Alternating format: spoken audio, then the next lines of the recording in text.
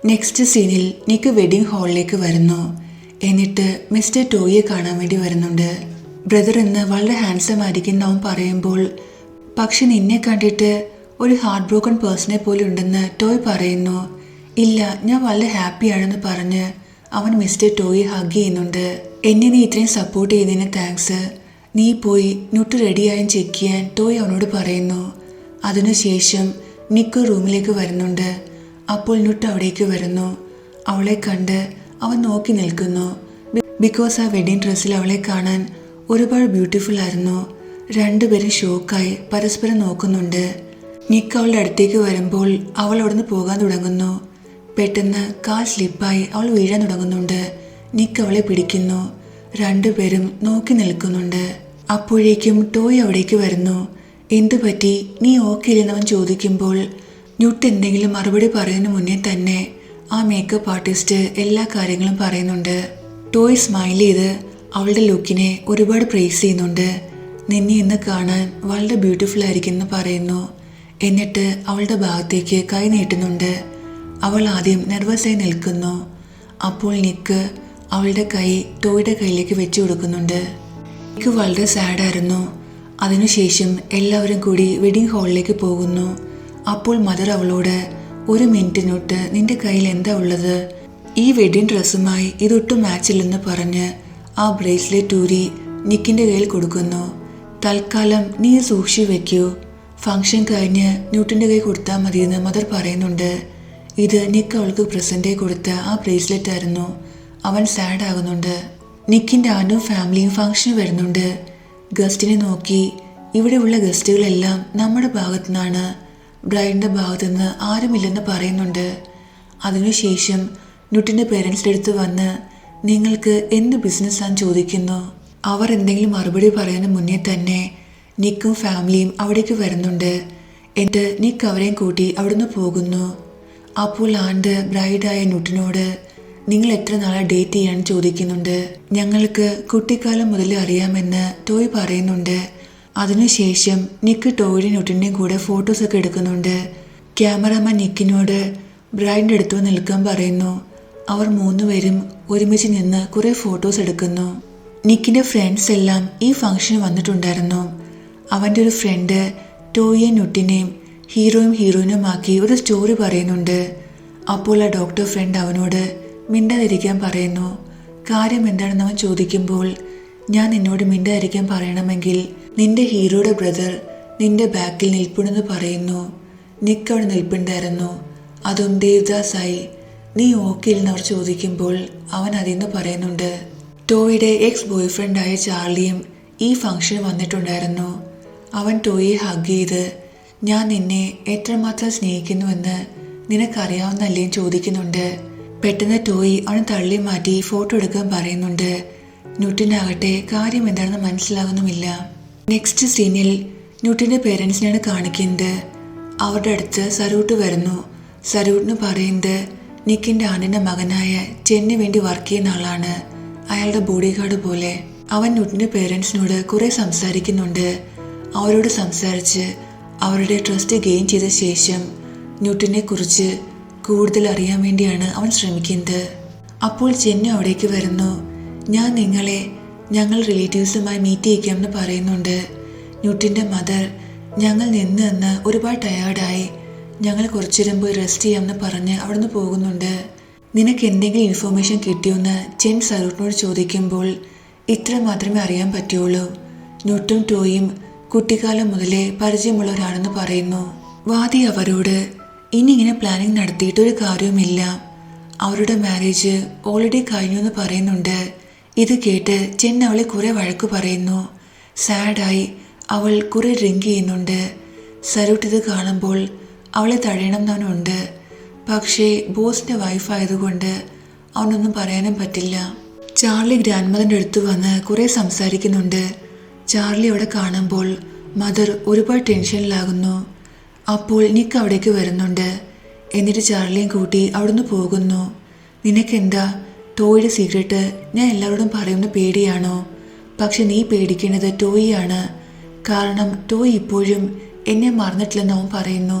അതിനുശേഷം അവർ രണ്ടുപേരും സ്റ്റേജിൽ വന്ന് കേക്ക് കട്ട് ചെയ്യുന്നുണ്ട്. നെക്സ്റ്റ് ഡാൻസും ചെയ്യുന്നു. ഇതെല്ലാം കണ്ട് നിക്ക് ഒരുപാട് ജെലസ് ആകുന്നു. അവൻ സാഡ് ആകുന്നുണ്ട്. അവൻ അവിടുന്ന് മാറിപ്പോയി വൈൻ കുടിക്കുന്നു. ടോയിനൊട്ടും ഒരു ബ്യൂട്ടിഫുൾ കപ്പിളായിരുന്നു. അവർ റൊമാൻറ്റിക് ഡാൻസ് ഒക്കെ ചെയ്യുന്നുണ്ട്. എല്ലാവരും അവരുടെ ഫോട്ടോസ് എടുക്കുന്നു. നിക്കിന് ഡോക്ടർ ഫ്രണ്ട് മറ്റൊരു ഫ്രണ്ടിനോട് നിന്റെ കയ്യിൽ സൂചി നൂലുണ്ടോന്ന് ചോദിക്കുന്നു. എന്തിനാണെന്ന് ആ ഫ്രണ്ട് ചോദിക്കുമ്പോൾ ഒരാളുടെ ബ്രേക്കായ ഹാർട്ട് സ്റ്റിച്ച് ചെയ്യാനെന്ന് അവൻ പറയുന്നുണ്ട്. അവനീ പറയുന്നത് നിക്കിനെ നോക്കിയാണ്. ഇവിടെ വാദി ഡ്രങ്ക് ആകുന്നുണ്ട്. അപ്പോൾ ചെന്ന അവിടേക്ക് വന്ന് എല്ലാവരുടെയും മുന്നിൽ അവളെ ഒരുപാട് കെയർ ചെയ്യുന്ന പോലെ അഭിനയിക്കുന്നു.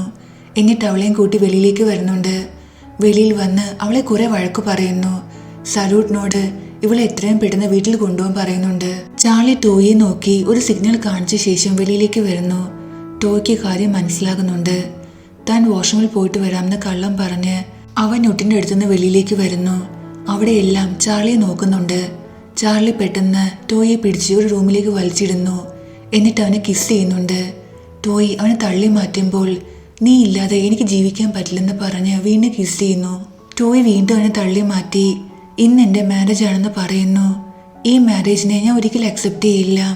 എനിക്കറിയാം നീ ഇപ്പോഴും എന്നെ മാത്രമാണ് സ്നേഹിക്കുന്നത്. നീ നമ്മളെക്കുറിച്ചുള്ള സത്യം എല്ലാവരോടും പറയാതെ എന്താണെന്ന് അവൻ ചോദിക്കുമ്പോൾ അത് പറയേണ്ട ആവശ്യമുണ്ടെന്ന് എനിക്ക് തോന്നില്ലെന്ന് പറഞ്ഞ് അവനോടൊന്ന് പോകാൻ തുടങ്ങുന്നു. ചാർലി വീണ്ടും ടോയെ ബ്ലോക്ക് ചെയ്ത് ഞാൻ നിന്നെ പോകാൻ അനുവദിക്കില്ലെന്ന് പറഞ്ഞ് അവനെ ഹഗ് ചെയ്യുന്നുണ്ട്. അപ്പോൾ ടോയും ഇമോഷണലാകുന്നു. അവനെ ഹഗ് ബാക്ക് ചെയ്യാൻ തുടങ്ങുന്നുണ്ട്. അപ്പോൾ ചാർലി തന്നെ ചീറ്റ് ചെയ്ത ഇൻസിഡന്റ് അവന് ഓർമ്മ വരുന്നു. അവൻ ചാർലിയെ തള്ളി മാറ്റുന്നുണ്ട്. അതേസമയം മദർ നിക്കിൻ്റെ അടുത്ത് വന്ന് നുട്ടിനെയും ടോയും കാണാനില്ല, നീ വേഗം പോയി അവരെ നോക്കാൻ പറയുന്നുണ്ട്. ഇവിടെ നുട്ട് തൻ്റെ മദറിനോട് ഫോണിൽ സംസാരിച്ചുകൊണ്ട് വരികയാണ്. ഞങ്ങൾ വീട്ടിൽ പോയെന്ന് മദർ അവളോട് പറയുന്നു. അപ്പോൾ നിക്ക് അവളുടെ അടുത്ത് വരുന്നുണ്ട്. എന്നിട്ട് എൻ്റെ ബ്രദർ എവിടെയും ചോദിക്കുന്നു. ഞങ്ങൾ അത്ര അറ്റാച്ച്ഡ് ഒന്നും അല്ല, എനിക്കറിയില്ലെന്ന് പറഞ്ഞ് അവളോടൊന്ന് പോകാൻ തുടങ്ങുന്നു. അപ്പോൾ അവൻ അവളെ ബ്ലോക്ക് ചെയ്ത് നീ എന്ത് വൈഫാണ്, നിന്റെ ഹസ്ബൻഡ് എവിടെയാണെന്ന് നിനക്ക് അറിയില്ലേന്ന് ചോദിക്കുന്നു. ഞാൻ എൻ്റെ ഹസ്ബൻഡിനെ റെസ്പെക്ട് ചെയ്യുന്ന വൈഫാണ്, നീയും എന്നെ റെസ്പെക്ട് ചെയ്യണമെന്ന് അവൾ പറയുന്നു. ഇത് കേട്ട് നിക്ക് അവൻ്റെ കൈ അവളുടെ കയ്യിൽ നിന്ന് വിടുന്നുണ്ട്. അവൾ ഇവിടുന്ന് പോകാൻ തുടങ്ങുമ്പോൾ നീ ഇന്ന് ഒരുപാട് ബ്യൂട്ടിഫുൾ ആയിട്ടുണ്ട്, ഈ എക്സ്പെൻസീവ് ഡ്രസ്സ് നിനക്ക് നന്നായിട്ട് മാച്ച് ചെയ്യുന്നവൻ പറയുന്നു. അതവൻ പറയുന്നത് ഒരു മോക്കിംഗ് ടോണിലാണ്. ഞാനിപ്പോൾ ഒരു മില്ലിയനറിൻ്റെ ഡോട്ടറിലുമാണ്, സോ ഓഫ് കോഴ്സ് അങ്ങനെ ആയിരിക്കും എന്ന് അവൾ പറയുന്നുണ്ട്. നിനക്ക് സത്യത്തിൽ അവളുടെ കൂടെ ജീവിക്കാൻ പറ്റുമെന്ന് ചാർലി ചോദിക്കുമ്പോൾ ടോയ് അതേന്ന് പറയുന്നു. ഞാൻ ഒരിക്കലും ഇത് വിശ്വസിക്കില്ല, നീ എൻ്റെ കണ്ണിൽ നോക്കി പറയൂ, നീ എന്നെ സ്നേഹിക്കുന്നില്ലെന്ന് അവൻ പറയുന്നു. നിക്ക് അപ്പോൾ ടോയെ കോൾ ചെയ്യുന്നു. കോൾ പിക്ക് ചെയ്യാൻ വേണ്ടി അവൻ വെളിയിലേക്ക് പോകാൻ തുടങ്ങുമ്പോൾ ടോയ് അവനെ പോകാൻ അനുവദിക്കുന്നില്ല. ഞാൻ നിന്നെ വിടില്ല, നീ എൻ്റെ കൂടെ ഇവിടെ നിൽക്കാൻ അവൻ പറയുന്നുണ്ട്. എനിക്ക് വെഡിങ് ഹാളിലേക്ക് പോകണമെന്ന് ടോയും പറയുന്നു. പക്ഷെ ചാർലി ആകട്ടെ അവനെ വിടാൻ കൂട്ടാക്കുന്നില്ല. ചെൻ അപ്പോൾ ആ വഴി നടന്നു വരുമായിരുന്നു. റൂമിനകത്ത് ആരുടെ ഫോൺ റിങ് ചെയ്യുന്ന സൗണ്ട് കേൾക്കുമ്പോൾ അവൻ ആ ഡോർ തുറക്കുന്നുണ്ട്. ഇവിടെ ടോയും ചാർലിയും ഷോക്കായിട്ട് നോക്കുന്നു. പക്ഷെ സത്യത്തിൽ ചെൻ തുറക്കുന്ന ഡോറ് വേറെയായിരുന്നു.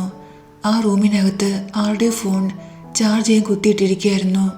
പക്ഷെ ഇവിടെയാകട്ടെ ടോയുടെയും ചാർലി എടുത്ത് വന്നിരിക്കുന്നത് നിക്കാണ്. നിന്നെ എല്ലാവരും വെഡിങ് ഹാളിൽ വെയിറ്റ് ചെയ്യാണെന്ന് അവൻ ടോയോട് പറയുന്നു. ടോയ് അവിടുന്ന് പോകുന്നുണ്ട്.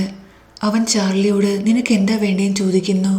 ഞാൻ ടോയെ സ്നേഹിക്കുന്നു, എനിക്ക് അവൻ്റെ കൂടെ ജീവിക്കണമെന്ന് ചാർലി പറയുമ്പോൾ നിന്റെ സ്വപ്നം ഒരു ആക്ടർ ആകാനാണെന്ന് എനിക്കറിയാം, ഞാൻ അതിന് നിന്നെ ഹെൽപ്പ് ചെയ്യാം. പക്ഷെ പകരമായി ടോയുടെ ലൈഫിൽ നിന്ന് നീ എന്നേക്കുമായി പോകണമെന്ന് നിക്ക് പറയുന്നു. ഇത് കേട്ടതും ഇത്രയും നേരം അവന് ടോയോ ഉണ്ടായിരുന്ന ഭയങ്കരമായ സ്നേഹമെല്ലാം അവൻ അപ്പോഴേ മറക്കുന്നു. ഇവിടെ സരൂട്ട് വാദിയെ വീട്ടിലേക്ക് കൊണ്ടുവരുന്നു.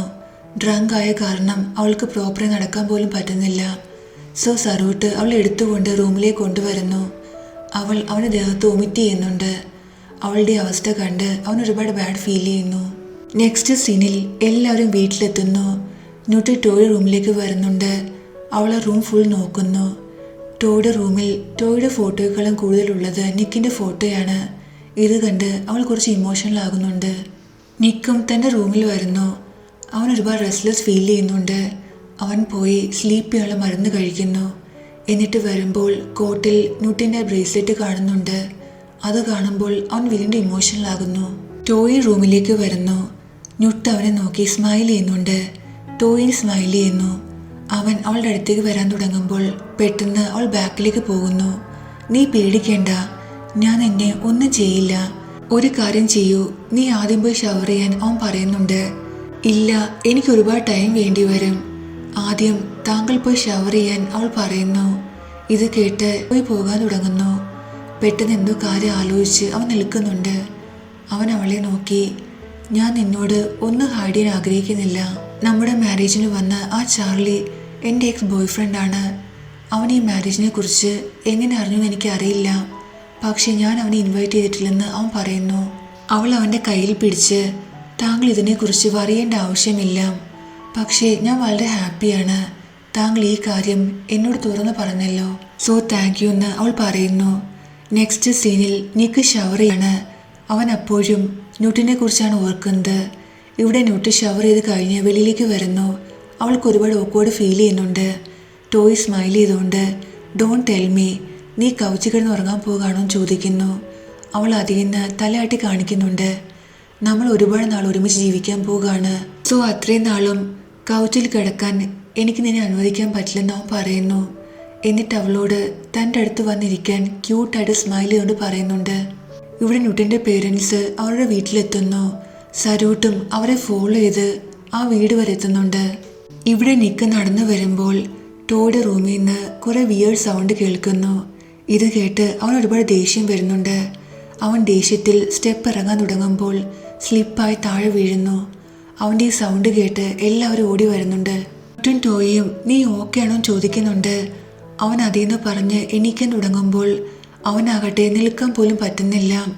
സോ ടോയും നിട്ടും കൂടി അവനെ ഹോസ്പിറ്റലിൽ കൊണ്ടുവരുന്നു.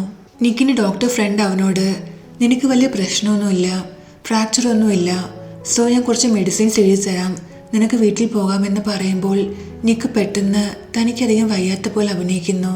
തനിക്ക് തലവേദന എടുക്കുന്നു, തല കറങ്ങുന്നൊക്കെ അവൻ പറയുന്നുണ്ട്. ഞാൻ എന്തായാലും ഇന്നിവിടെ അഡ്മിറ്റ് ആകാമെന്ന് അവൻ പറയുന്നു. നീ ഈ ചെയ്യുന്നതെല്ലാം എങ്ങനെയെങ്കിലും ന്യൂട്ടിനെയും ടോയിയെയും മാറ്റി നിർത്താൻ വേണ്ടിയല്ലേ, അവരുടെ ഫസ്റ്റ് നൈറ്റ് കുളമാക്കാൻ വേണ്ടിയല്ലേ. പക്ഷേ ഒരുപാട് ലേറ്റായി. നീ ഈ ഭ്രാന്തി ചെയ്തിട്ട് ഒരു കാര്യവുമില്ലെന്ന് ഡോക്ടർ പറയുന്നുണ്ട്. പക്ഷെ നിക്കാകട്ടെ ചെവിയിൽ കൈവച്ച് ഒന്നും കേൾക്കാത്ത പോലെ അഭിനയിക്കുന്നു. എന്നിട്ട് തൻ്റെ ഫ്രണ്ടിനോട് തന്നെ ഇന്നിവിടെ അഡ്മിറ്റ് ചെയ്യാൻ പറയുന്നുണ്ട്. എന്തായാലും അവൻ്റെ ഫ്രണ്ടാണല്ലോ, സോ അവൻ പറയുന്നത് കേൾക്കേണ്ടി വരുന്നു. നിക്കിനെ ഹോസ്പിറ്റലിൽ അഡ്മിറ്റ് ചെയ്യുന്നു. ഡോക്ടർ അവരോട് നിക്കിനെ നോക്കാൻ ഒരു നഴ്സും ഫ്രീ അല്ലെന്ന് പറയുന്നുണ്ട്.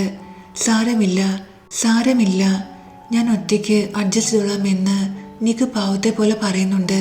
ഇത് കേട്ട് ടോയി, ഞാൻ നിൽക്കാമെന്ന് പറയുന്നു. നിന്റെ ബ്രദർ വളരെ ഗുഡ് പേഴ്സണാണ്. നിന്റെ ഈ തലവേദനയ്ക്ക് നാളെ തന്നെ ഡിസ്ചാർജ് ചെയ്ത് പോകാൻ പറ്റുമെന്ന് ഡോക്ടർ പറയുന്നുണ്ട്. പോകുന്നതിന് മുന്നേ ആ ഡോക്ടർ ഫ്രണ്ട് ന്യൂട്ടിനെ നോക്കി, നമ്മുടെ ബ്രൈഡ് ഇന്ന് ഒരുപാട് ബ്യൂട്ടിഫുൾ ആയിരുന്നു പറയുന്നു. ഇത് കേട്ട് നിക്ക് അവളെ നോക്കുന്നുണ്ട്. അവൾ താങ്ക്സ് എന്ന് പറയുന്നു ഡോക്ടറിനോട്. അതിനുശേഷം ന്യൂട്ട് ഹോസ്പിറ്റലിൽ നിന്ന് പോകുന്നു. ടോയ് നിക്കിൻ്റെ കൂടെ സ്റ്റേ ചെയ്യുന്നുണ്ട്. നിക്ക് ടോയിയോട് സോറി പറയുന്നു. അതിൻ്റെ ആവശ്യമില്ല, നീ എൻ്റെ ബ്രദറാണെന്ന് ടോയ് പറയുന്നുണ്ട്. അതുപോട്ടെ, നിങ്ങൾ എന്ത് ചെയ്യായിരുന്നു? റൂമിൻ്റെ വെളിയിൽ നിന്നപ്പോൾ ഞാൻ ഒട്ട് പെയിൻ എടുക്കുമെന്ന് പറയുന്ന സൗണ്ട് ഉറക്കെ കേട്ടിരുന്നുവെന്ന് അവൻ പറയുന്നുണ്ട്.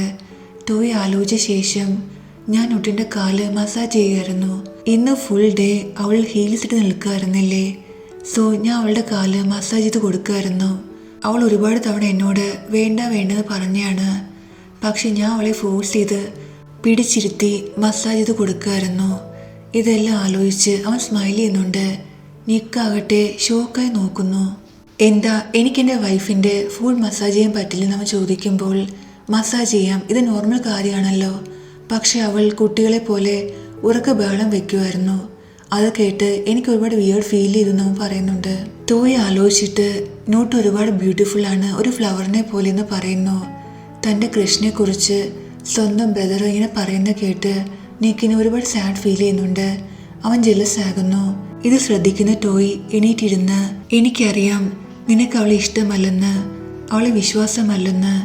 അതിൻ്റെ കാരണം നീ എന്നെ ഒരുപാട് സ്നേഹിക്കുന്നവളാണ്. പക്ഷെ നീ പേടിക്കേണ്ട ആവശ്യമില്ല, ന്യൂട്ടൊരു നല്ല ഗേളാണ്. ഇന്നുണ്ടായ കാര്യം തന്നെ നീ ആലോചിച്ച് നോക്കൂ. നീ സ്റ്റെപ്പിൽ നിന്ന് വീണപ്പോൾ ആദ്യം ഓടിയെത്തിയത് ന്യൂട്ടാണ്. മോമിനേക്കാളും കൂടുതൽ ടെൻഷൻ അവൾക്കാണെന്ന് തോന്നും. നിന്നെക്കുറിച്ച് അവൾ ഒരുപാട് വറി ചെയ്യുന്നുണ്ടായിരുന്നു എന്ന് ടോയ് പറയുമ്പോൾ, എന്തൊക്കെയാണെങ്കിലും നീ അവളെ അത്ര ഈസിയായിട്ട് വിശ്വസിക്കരുത്.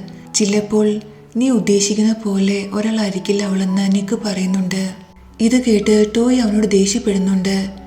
താൻ ഇത്ര നേരം നുട്ടിനെ കുറിച്ച് ഇത്രയും കാര്യങ്ങൾ പറഞ്ഞിട്ടും നിക്ക് ഇപ്പോഴും അവളെ സംശയത്തോടെ നോക്കുന്നതെന്ന് അവന് മനസ്സിലാകുന്നു. പക്ഷെ സത്യം എന്താണെന്ന് ടോയ്ക്ക് അറിയില്ലല്ലോ.